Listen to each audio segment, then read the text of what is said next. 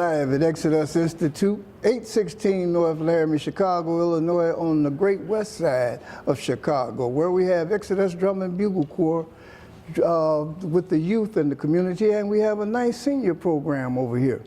And I happen to have a guest over here today that's going to be doing some things. He's one of the board members over here at Exodus Institute. And we're going to hear from Larry, and he's going to introduce himself and tell what it is that he wants to present and bring to the neighborhood and the community. I think he's got a couple of things that would be quite vital for our community. So, Brother Larry, go ahead right on and introduce and say what it is that you need to bring to the community. My name is Larry Howard. I have a son named Larry Howard Jr. And what I wanted to talk about is the value of chess to our young people now. What happens is a lot of our adult men, they learn how to play chess in the penitentiary system, but we need to try to prevent our youth from getting into the penitentiary system by teaching them how to play chess at an early age. I have self-experience with chess. My son, I told him, I said, Larry, you can't just go to high school and just be smart. I said, you have to do something when you're in high school. So he decided to join the chess team. I taught my son how to play chess when he was 4 years old, him and his sister. The police would come to my house, Sergeant Berkland Fowles, and he was a sergeant, and we would play chess, and they would sit and watch me play, and they decided that they wanted to learn how to play. I had no idea that I could teach them how to play chess at 4 and 5, but they sit there and they wanted to learn how to play, and I showed them how to play, and the next day they were playing. But Larry went to school and he joined the chess team. He went downstate and came in 9th place out of 1,500 kids. And he was over here at Marshall High School on Chicago's west side? Yes. And during that time, they made a change, and what they did was they turned around. The school was a turnaround school, so they fired all the teachers when Larry graduated, and they only kept the basketball coach and the chess coach. But what happened was Larry was chosen to go to school up in Minnesota, Concordia. He was the only one that he got a scholarship to go to. Larry finished there, and then he went to Willamette up in Salem, Oregon, and he graduated there, and now he's a practicing attorney in Minnesota right now. He's a law clerk for a judge right now. So what I'm saying is that I also teach chess over at the 11th District. I think it's so important that we teach our kids how to be able to think. Once you teach a kid how to start a story, the middle of it, and the ending, when you can create that, basically everything in life has those three things: a beginning, a middle, and an end. So the commander of the 11th District allowed you to come in and teach chess to the youth of the community, or is it for the whole community? Or? Yeah, it was for the kids. Macbeth was the sergeant over there, and we got together with, what's her name, Miss Barnard. What's her name? The commander, or? No, I'm trying to think of her name now. A community person? It started with an A. Help me out, Jerome. Her last name is Burner. But anyway, she was the community person for the 11th District at the time. She's in the 15th District now. But what I found, yeah, Velda Bruner, that's who I'm talking about. Yeah, she was able to help us get the chess started at the 11th District. But what the main thing that I find so important is that all of those kids that were on the chess team, they did not only graduate, but all of them went to college. So what I say is, if you teach a kid how to play chess at an early age, you will not only get a high school graduate, but you get a college graduate. And that was one of the recipes that I found to be very successful with kids. But as I started thinking about chess, I wanted to write some stuff, so I Googled chess and said, what is one of the major benefits of playing chess? And to my surprise, they say it stops Alzheimer's for older people. Because once you learn how to think, it grows your brain. And I think that That is very important for our seniors. I think that this would be a very good program to bring to our people over here at Exodus, because I believe that if we let these kids start seeing these movies with chess, that they can understand more about life and how to start to think. Because if you can think before you commit a crime, you may not commit that crime. And So you mentioned something about the seniors too, though, with that Alzheimer's. Those same videos, would that work for the seniors as well as the youth? That chess video that you were talking about? Yes, it sure will. Because it can inspire them. Because those stories are so... They're calling to get the numbers and everything. We're going to do that later with that. Please, no call-ins right now. But I just think it's very important that we get our kids to start to be able to think for themselves. And I also think that there's a connection, because our boys right now, a lot of them are missing their fathers from home. Oh, yeah.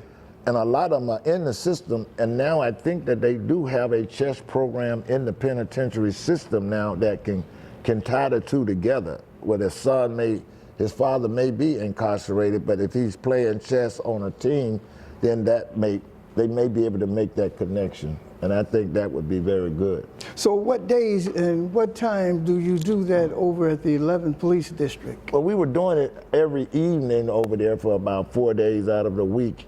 But now, once the COVID took place, you know, we kind of had to let it go. Yeah, you had to kind of let it go. I was a little afraid to, to be around people when that was out, because I lost a couple of pastors, from COVID-19. Yeah, that COVID kind of shut down a whole lot of programs in our neighborhood and our community. Mm-hmm. Now, I'm going to come back to that, but there was something else that you said that was very important that I kind of like. Where people happen to have these vacant lots or different little gardens or whatever, some block clubs happen to have these gardens and different things. You were saying they have to register or do certain things.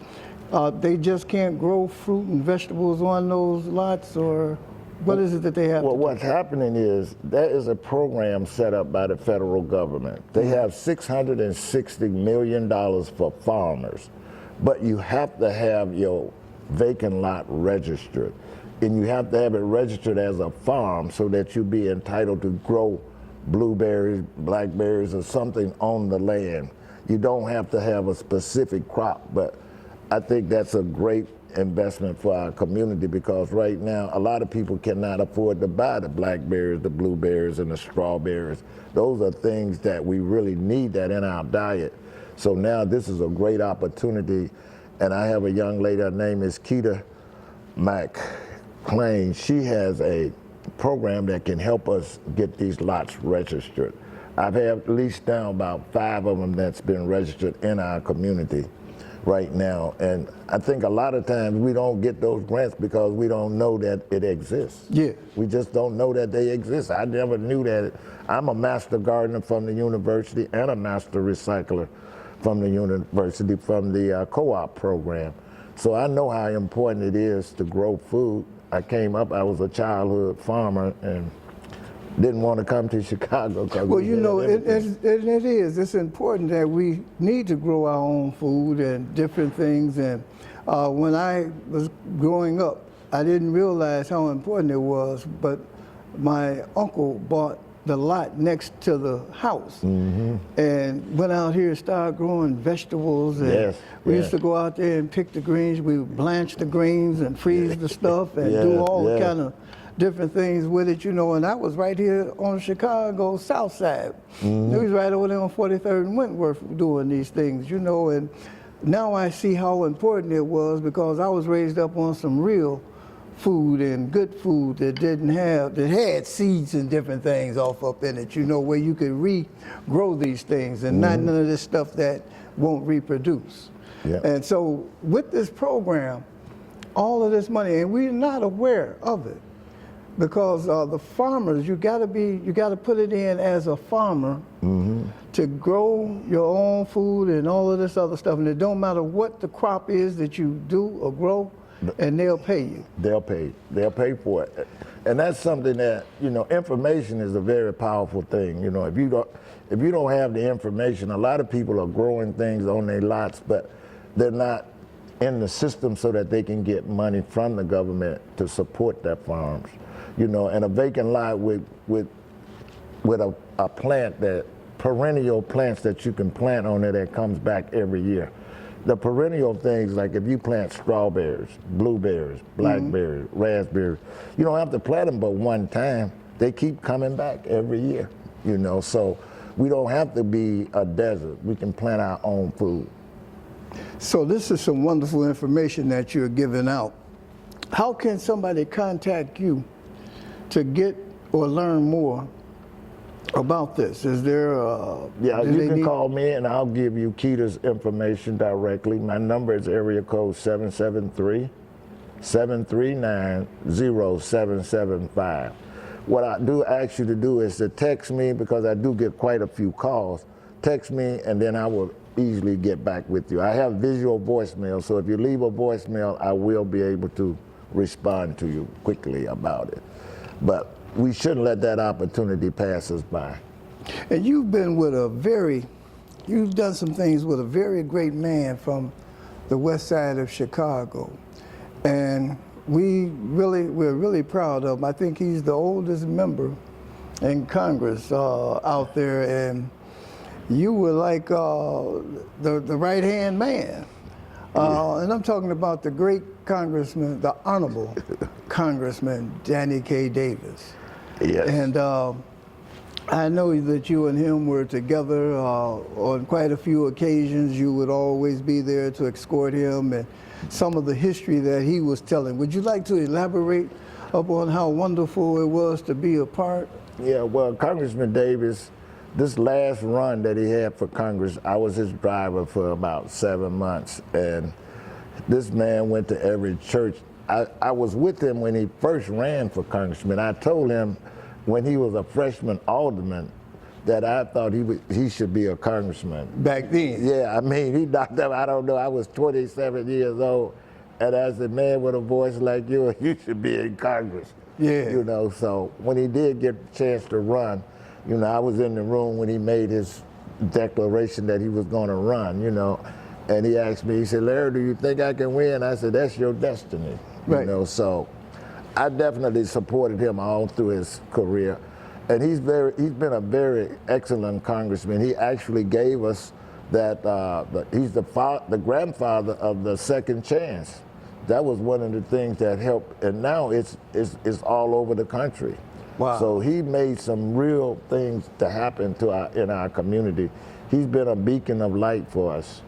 I remember him taking youth whose fathers, I don't know if he did it for the mothers, but I know he did it for the fathers that was incarcerated. Yes, sir. He would take busloads of their children down to see their fathers on Father's Day. Yes. Something that I hadn't heard anybody doing or anything. And his expungement programs and different things that he's done for the neighborhood and the community. Yeah, he's been a beacon. He's been a beacon of light for our community. And I think we really need him there now, because the way things are being taken away from people, you know, they said they had a punchline, what have the Democrats done for you lately? But now you see what the Republicans have done with them lately. They're taking away things away from us. You know, that's like, you're like being with a king when you're with Congressman Davis, because he's got all of these great history things that he said back until it's just marvelous. And I know you probably done heard all kind of stories and different things from him. And yeah, you know, you all go back. You say you were 27. Yeah. And now you how old? 73 now. 73 now. Yeah. So y'all been together for a long time. I know that had to be something that you were very proud of. Yeah, one of the things that Danny used to always say, you know, the progress that we've made, that they can take it back, you know, and, you know, at the time, you know, they just now started to look like taking all those things back. The Department of Education, they're talking about, what is that, Section 8. They're shaking up our government. They're firing people that's got lifetime jobs, Medicaid. I mean, he's attacking the people. This is he's running the country like a business. this is for the people, by the people. This is a country. This is not a business like that. We put our money in there, we pay our taxes, but it's our house. So, you know, it seems like it's going to turn everybody to a higher power. Everybody's going to wind up, and I'm not saying a religion or anything, but they're going to have to go to look for something a little bit higher, something more spiritual to uplift and to keep us. You know, and one of the things we do over here now, we do a meditation over here on Wednesdays from 11 to 12 before we go into the TV program to help people to go inside to understand that they could hear that small, still voice and understand that small, still voice, know exactly why you're here on the face of the earth at this time. Because we are going into a little transition at this time. And so some of the things that are happening may seem bad, but there's some glorious times that's about to come about. And so as the world is splitting, you have to sit back and understand how to get your resource and your help. And all our help is going to come from the divine. That's right. Not from those that sit back and think that they're running some things. But there is a God, so that's where we have to put our faith and trust. So we're so glad that you came out today, Larry, and gave us all this information. You've got his number. You can give him a call so that you can find those things out. We're going to do that chest because the chest will help you with the Alzheimer's, and it'll help our youth to keep them out of jail because they need some things. And everybody can't play an instrument or sing or dance or do certain things. We have to give them different skills. And chess is a game of life, where you're sitting back. George sit back and said, we ain't nothing but pawns anyway. We ain't no knights or rooks or whatever, bishops. You know, we might be able to do something if we was like that. I tell people all the time, you know, when you look for the older rich people, you don't find them in the health club. Where do you think you find them at? You find them in those rooms where they playing chess, in those chess clubs. That's where they are, and they're controlling the world. Wow. Yeah, I mean, I never thought that that it would prevent Alzheimer's. So now a lot of our seniors need to definitely learn how to play that game. So I want us to get every movie that we can get down here to inspire our kids. You know, my son was inspired because I started thinking about it. I said, why do these kids want to learn how to play chess? But my friend was a sergeant of police, so he come up there with his white shirt on and his badge and the car parked out front. And I was up there said, checkmate. And I was up there beating him down. I said, these kids just want to learn how to beat the police. I mean, because they begged me to teach them how to play, you know.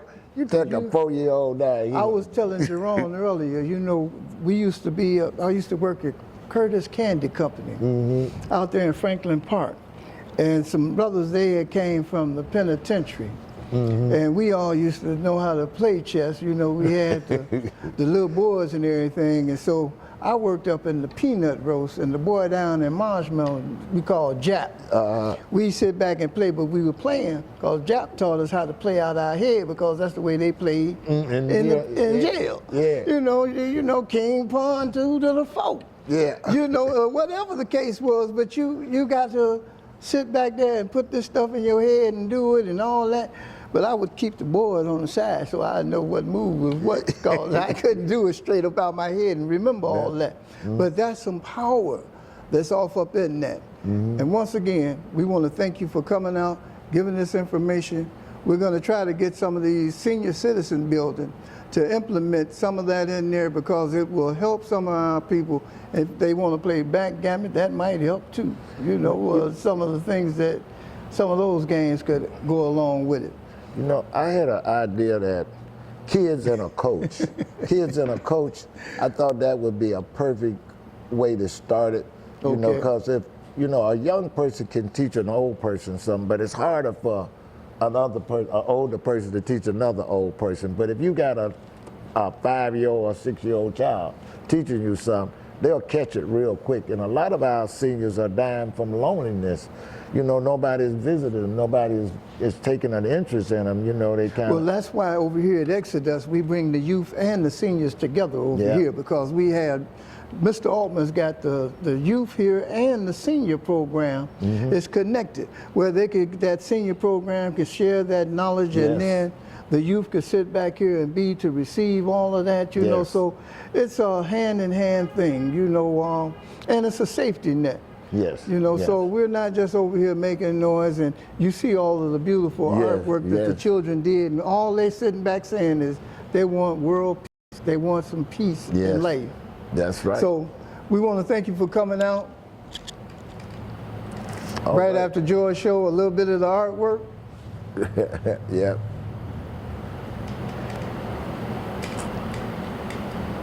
And we'll be right back with a second segment in a moment.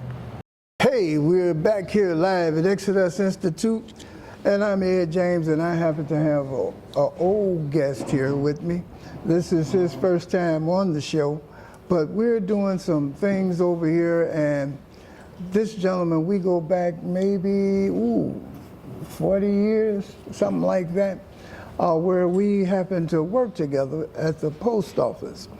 And he wound up, I guess he retired a couple of times, and he came back and he did some construction and some other things. And so he's going to give the community some information about some of the things that he did and what he's doing and how to contact him, especially when we're having something from the post office, so that you all can get in contact with him, because he missed a little reunion that we happen to have on the 16th of this month. We had a little Black History thing that we did in celebration of someone, and they wound up out here at the Blue Note having, and I didn't go to the Blue Note because of they have alcohol and different things, and I can't be around certain things. But we had like a little reunion for the Black History at that time. And so he missed it because he wasn't on the list to be invited. But we're going to let him tell why he's here today and the information that he want to get out so that the community can get involved in some of the things that he may be doing in life. Brother Henry, introduce yourself and say what it is that you need to do. Good afternoon, ladies and gentlemen. My name is Henry Tolbert. I met Ed James and Jerome Altman through the U.S. Postal Service 1977. So around 1979, I met these two gentlemen, so we go back a long way. We got a lot of history together. They've always did things in the community to help the youth, and I've dabbled in that environment as well. So they invited me to their program to spread out some information, give you a little information about things I do and some of the things that I would like to do in the future. I remember we did something down here. We had a little basketball tournament, and youth choir, and you participated helping Exodus. So, matter of fact, right down the street here on Laramie at La Follette Park, we did a youth basketball tournament, and we had the itty bitty choir. They were up singing "We Fall Down But We Get Up," and they had on Pampers and pull-ups and all of those good things. And yeah, I don't know if you were refereeing, you and James Gowan. Exactly. Yeah, you all were refereeing and kind of training and everything, but sometimes you have to have support from just brothers coming out in the community. We also ran a tournament there, and we did a tournament on the inside of the gym that they got over here, and they were very supportive at that time. So go ahead, I'm sorry to cut you off, but I just had that flashback. It take you some time to remember some things. Oh, well, thank you, Mr. James. It's good. It's funny you should mention that. Basketball has always been a part of my life. I cut my teeth on basketball when at a very young age and refined my skills at the Austin YMCA, which is located at 501 North Central down here. There's been a lot of ex-NBA players who came through there. I've met a lot of interesting people. And from there, I started at the post office. And many years ago, played in the Post Office League in 1981. And there's a lot of good players in the Post Office League. Several players played there and played overseas. We also had ex-NBA players, several players. I played with and against a lot of players who played in the NBA. I'm friends with a lot of players in the NBA. I currently have a brother, have a nephew who currently works for the Minnesota Timberwolves, and he pretty much know all the NBA players. And maybe we can get some of those guys to come over here and support us. We got some hoops and things here, or we can go down the street. And because we got some guys, they're growing a little bigger now.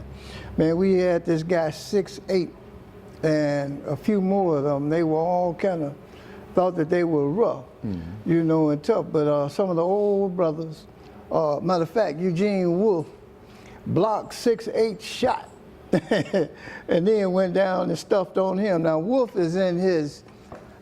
He got to be at least 60 because Wolf retired a couple of years ago. But sometimes you play the game and you can still get up and do certain things, even though you up in age or whatever the case is. And so, but maybe we can get some of those guys to come out and shoot the hoop with them. Matter of fact, we got the court, got a little court down here right across the street here on Lockwood and Chicago Avenue, across the street from the Cook County Sheriff's Department over there. So, but you do something else with the housing and development or something? Yeah, I also do rehab, and I used to be a loan officer many, many years ago, and I also used to work pretty much in the mortgage industry, the rehab industry, and I like to talk about that a little bit, because in our community, a lot of people, you know, we rent, and there's nothing wrong with renting, but that's only good if you can own something. It's always better to own it as opposed to renting it. And a lot of times people in our community, they be apprehensive about it because they don't have the knowledge. They think you have to have a lot of money in order to own a place. But there's all kind of government programs. And many years ago, I found out about one called the FHA 203K program. And so what is this program? It's called the FHA 203K program. It's a government-backed program that will give you the money to buy the place and fix the place too. So basically what you're getting, okay, you could take a abandoned building, and you can take that building and turn that into a single family house all the way up to 4 individual units. And it's not really as difficult as it sounds. You know, you tell a lot of people, hey, there's a government loan out here that give you the money to buy the place and fix it up too, and then they think you're scamming them. But this loan has been in existence for at least 70 years, and I'm sure longer than that. And so there's people buying up things especially over here in the Austin area. Exactly. They're taking it, they're rehabbing it, and instead of us doing it ourselves, these other people are coming in buying the property, they're rehabbing it, and so they're getting it from the government because of this loan or this FHA, I forgot. Well, it's called the FHA 203K rehab loan.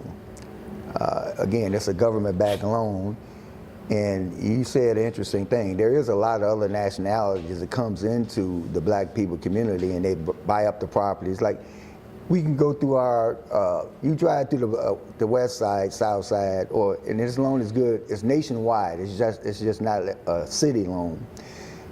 If you drive through our neighborhoods, you'll see 5 to 10 vacant lots on one block. You'll see abandoned buildings, boarded up houses, and those places could be rehabbed. Now we sit around and just like, you'll see other nationalities, they're rehabbing the place, and we'll get an attitude against them. So why are they over here in our community? And you could be doing that. Right. Look how many buildings in our community where we drive by. I mean, these buildings have been abandoned and boarded up for 20, 25 years. And these buildings you could have got 10 years ago for $5,000 or $10,000. Now today, when you fast forward, those same buildings, they want between $50,000 and $100,000 because of, as you know, the difference between, you got inflation, something that cost 99 cents years ago costs $10 now.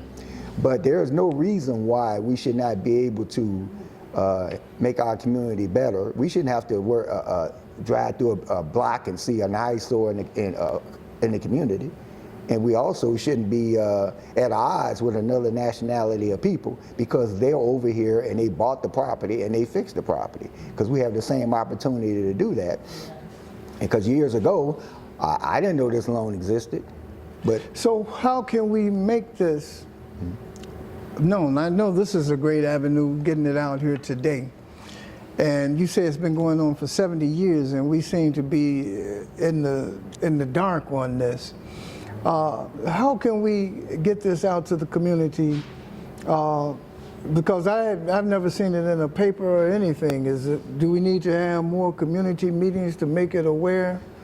Block clubs, or can you go around to organizations and give them this information? Yes, I can. And the fact that we got hooked up back together with Exodus and you guys, we can do that here. Yeah. There's no reason why we can't have seminars that could pass out the information.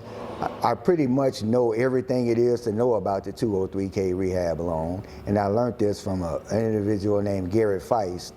And it's no scam. You know, he's a down-to-earth guy, and I'm a down-to-earth guy. I'm gonna give it to you straight like it is. It doesn't take a lot of money.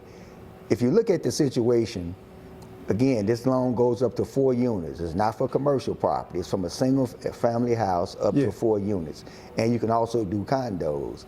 But the average rent now, you're talking anywhere between $1,300 to $2,000. Right, higher than that actually. But you could actually you can buy a building and you could stay in the building, and your tenants could be paying a mortgage, and you could be there scot-free. You know. So what are the qualifications that a person would need? Do you have to have a certain income, or? Well, no, it's not necessarily based on a certain amount. It's good if you have a job, but you need to have some kind of income coming in. It's a government-backed loan. You need a 580 credit score, as opposed to a lot of people tell you the banks, well, you got to have 680, 700, and things of that nature.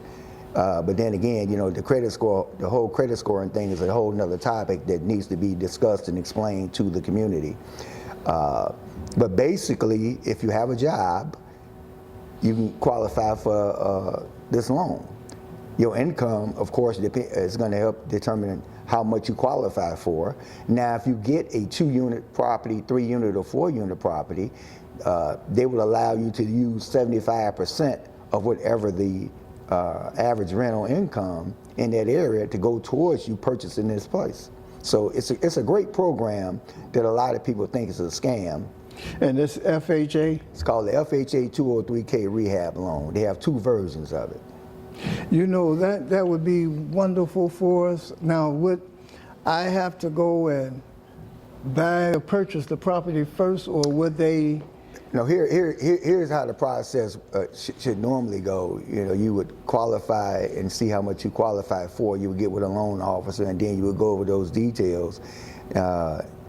Again, we can set up some seminars or something here at this facility, and the program can better be explained, and people can go through me and my team, and we can show you how this thing works, because it's not a difficult process. And to me, it's no age restrictions on it. So I don't have to have the property first? No, because you don't know how much you qualify for. Okay. So the thing is, what you want to do is know what you qualify for first, which means that you would go and talk to a loan officer to make sure everything's good. But the first initial thing, and what I tell people, is credit. You know, we don't discuss credit. So even before you do that, what a lot of people should do is go to annualcreditreport.com and pull their credit from each individual bureau, so you know exactly what's on your credit report. And you say 580, that's not good. Well, we always thought you had to be at least 630. No, see, here's the thing, what they don't really explain.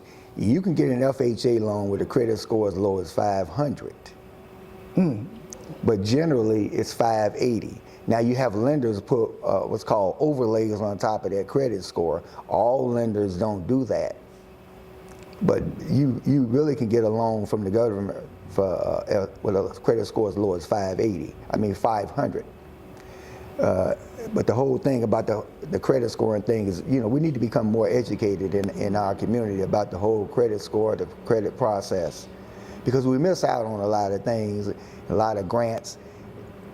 It's just a whole lot of things that in our community that we really don't. Been left in the blind on. Right. You know, and this is so important, especially where we are in life right now with the crisis that we happen to have going on in our country and over here in our Austin area and in our community. We've had some families, the seniors that bought property years ago and they left it for their children, and those children kind of ran amok and got strung out or whatever on drugs or whatever. They kind of lost the building, didn't know who to reach out to or how to get some help or circumstances. We have to re-educate. We have to educate our community and our people. We're going to start having some block club meetings here once again so that all of the block clubs can come in and be taught and educated. I'm going to get with Jerome because we used to have the monthly meetings with all of the block clubs coming in here. That's a lot of people to come in and to do it. When the pandemic came through, it cut down a whole lot of things that was going on as far as us communicating and networking and all of that. And so we've been dummied down up on these wonderful things. We had a guy on here earlier talking about we have to get these vacant lots and everything and to grow our own fruits and vegetables. There's a program that the government will give you money to even do that. And now you're sitting back and you're telling us to check our credit score so that we could do it. What about a person that's retired but got a little piece of money, and could they invest in buying? Now you got to remember they're kind of up in the age or something, you know, in our 70s or 80s. Would we still be able to invest in? That's a great question. The FHA 203K loan does not discriminate. It doesn't make a difference what age you are.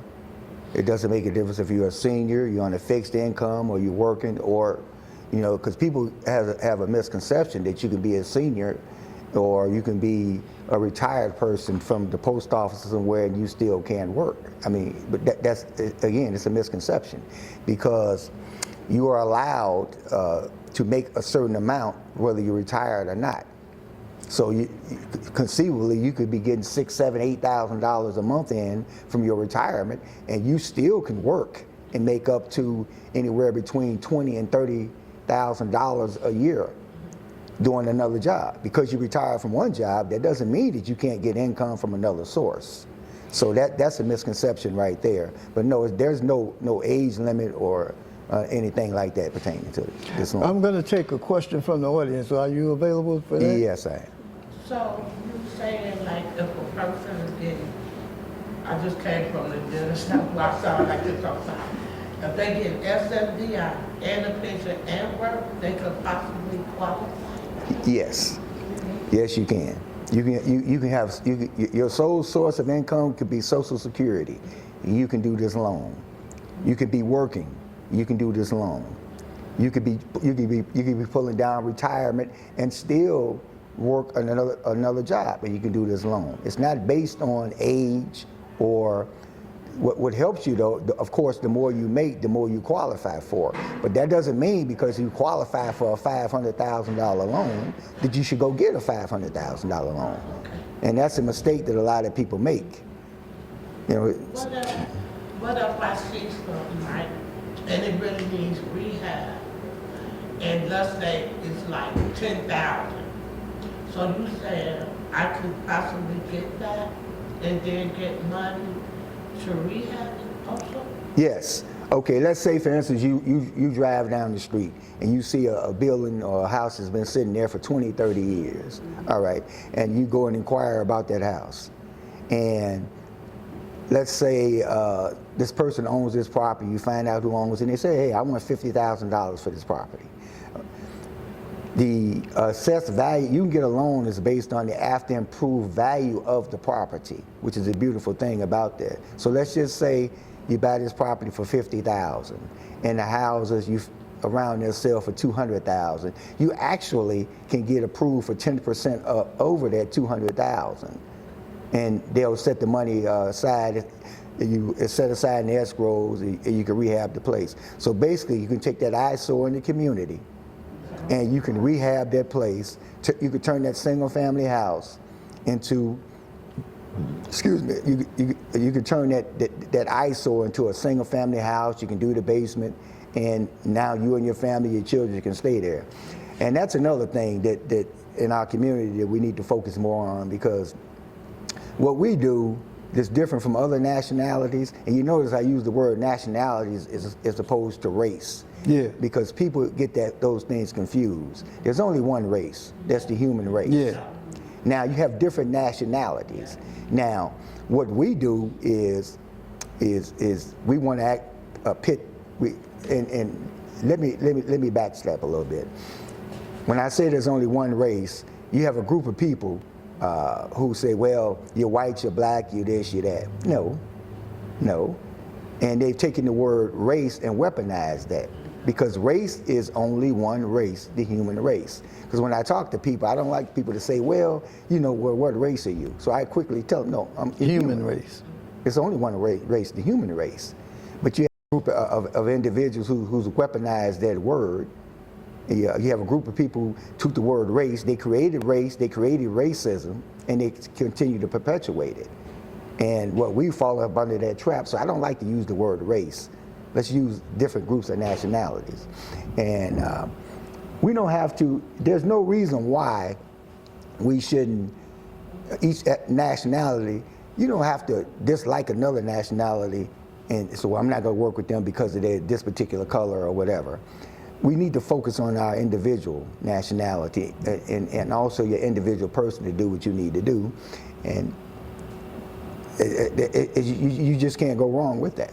I think you brought up a great point, because this is a very good time for us to go into this, because this is 2025, the world is changing. It seems like things are getting bad or worse, but there's something divine that's happening in the world, and it's about to be a beautiful time for some of us. It's like the divine world has heard our cry and our prayer, and we're bringing this information and knowledge over to our neighborhoods and our communities. And it's not just for one race, it is for the human race, like he says. But we have to have this knowledge to help ourselves. We have to help ourselves. We have to feed ourselves with the farm things. We have to be able to buy and purchase the land and the properties and different things. And we have to do, as far as the medications and all of these different things that they're about to take from us, we have to learn how to take care of ourselves up on that too. And we can grow our own things in the herbs or whatever to sit back and heal our bodies and our minds. You heard him mention earlier about how to do with the Alzheimer's disease and everything, where we can sit back and play chess or do whatever it is, how we can save our youth in our neighborhoods and community, get them to learn how to buy this property, how to work on this property so that they could have a job, so that they don't get caught up and caught out here in this system that happens to be out here. It's gonna be a beautiful time. We're gonna set up a time for you to come in and talk to our block clubs in our neighborhoods and the community. Mr. Altman is gonna set up that time for us once we get all of the block clubs to come back. I think it's very important that our people need to hear these things, and I thank you for coming out. Is there any number or anything that you'd like to give them so that they can contact you? Yes, you can reach me at htolbert58@yahoo.com. Again, that's HTOLBERT58@yahoo.com. And you can also reach me via phone at 312-369-9187. and leave me a voice message, and I definitely will return your call. Oh, can you get that phone number one more time? Because she was, yeah, get your eyebrow pencil out, baby, and go ahead on and write the number. Okay, the telephone number is 312-369-9187. And my email address is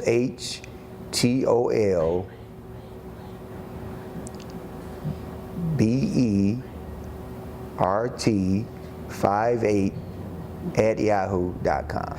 And we want to thank you for coming out, Brother Henry. That information that you delivered today, we're going to make sure that you could see this, get this out to the neighborhood and community. And the next time you see Henry, we're going to have a crowd of people out here in front of him so that he can get this information out. Maybe him and his staff can sit back here and have some things put on paper so that we'll know what's actually going on and what's taking place. I want to thank you for coming out. Thank you for and glad to see you. Yes, nice to see you. Thank you, and God bless.